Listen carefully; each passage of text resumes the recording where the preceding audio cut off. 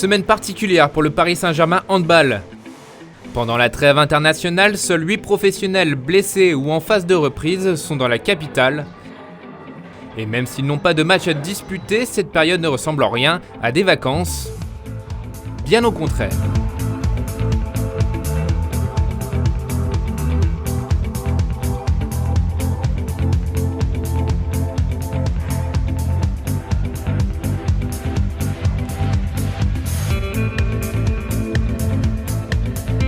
Dirigés par Arthur Yapo, les présents continuent de travailler leurs conditions physiques en salle de musculation. Selon le préparateur du club, ces exercices sont nécessaires pour le bien de l'équipe. C'est indispensable parce que du coup il n'y a pas d'entraînement avec l'équipe 1, il n'y a pas de match non plus. Donc si on fait que courir ou si on ne fait pas ce travail-là tous les jours, du coup on risque de perdre un petit peu en qualité de travail, en performance. Et là justement ce sont les autres qui sont en équipe nationale qui vont avoir un temps d'avance sur nous. Pour les blessés habitués aux sélections comme Nikola Karabatic, cette période est différente mais pas inutile. Le travail est plus axé sur le physique, étant donné que plus de la moitié de l'équipe est partie avec l'équipe nationale. Donc c'est beaucoup de renforcement, de travail, en fait, de musculation ou de courses qu'on ne peut pas faire pendant la saison parce qu'on a trop de matchs. Et donc malheureusement c'est ces semaines-là où on se blesse, on ne part pas avec l'équipe de France, où on peut travailler. Mais cette semaine, les joueurs ne font pas que de la musculation. Un peu plus loin, dans le stade Pierre de Coubertin, ils jouent aussi au handball. Mardi soir, Sergei Onufrienko, Samuel Orumbia et Igor Vori ont participé à l'entraînement collectif de l'équipe réserve. L'occasion pour les professionnels de prendre part aux ateliers de course.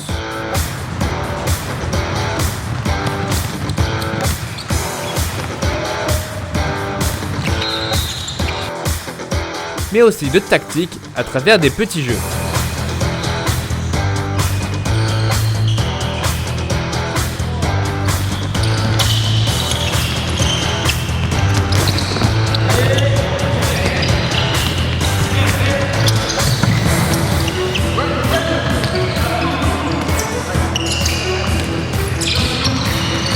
Un entraînement également bénéfique pour les plus jeunes qui peuvent côtoyer leurs aînés pendant une semaine.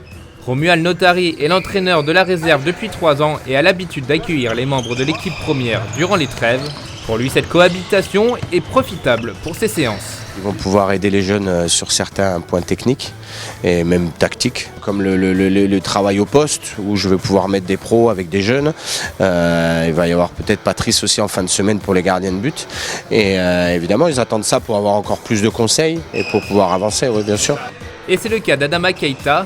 L'ailier gauche de 18 ans profite de chaque seconde de la présence des professionnels et notamment de celle de Samuel Orumbia qui joue au même poste que lui. C'est clair, c'est un avantage, très gros avantage. On a la chance de côtoyer des internationaux reconnus ici. Donc les côtoyer à l'entraînement, ça nous permet nous de pouvoir leur prendre quelques conseils. Donc, ils sont très exigeants. Donc du coup on est obligé de se mettre au niveau et du coup ils sont beaucoup avec nous, ils nous parlent beaucoup et voilà, c'est sympa. Un engagement que son mentor ne prend pas à la légère.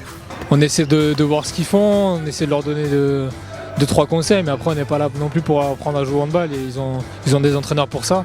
Et c'est un moment convivial aussi, parce qu'on n'a pas forcément l'habitude de les côtoyer. Et là on fait plus connaissance avec eux et on peut les aider plus qu'on peut faire pendant la saison.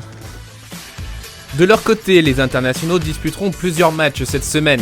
Les Français rencontreront au premier tour de la Golden League à Oslo, le Danemark de Mikkel Hansen cet après-midi, l'Islande de Robert Gunnarsson samedi et la Norvège dimanche. Quant à Farudin Melic et le Monténégro, ils affronteront la Macédoine samedi et la Croatie dimanche dans le cadre du tournoi d'Umag. Les résultats et performances des Rouges et Bleus seront à retrouver sur psghand.fr. Et sur notre site officiel, vous pouvez également voter pour le joueur du mois d'octobre. Mikkel Hansen, élu en septembre, fait de nouveau partie des nominés. Aux côtés de Daniel Narcisse, Lucas Ballot, Nikola Karabatic et Xavier Baraché.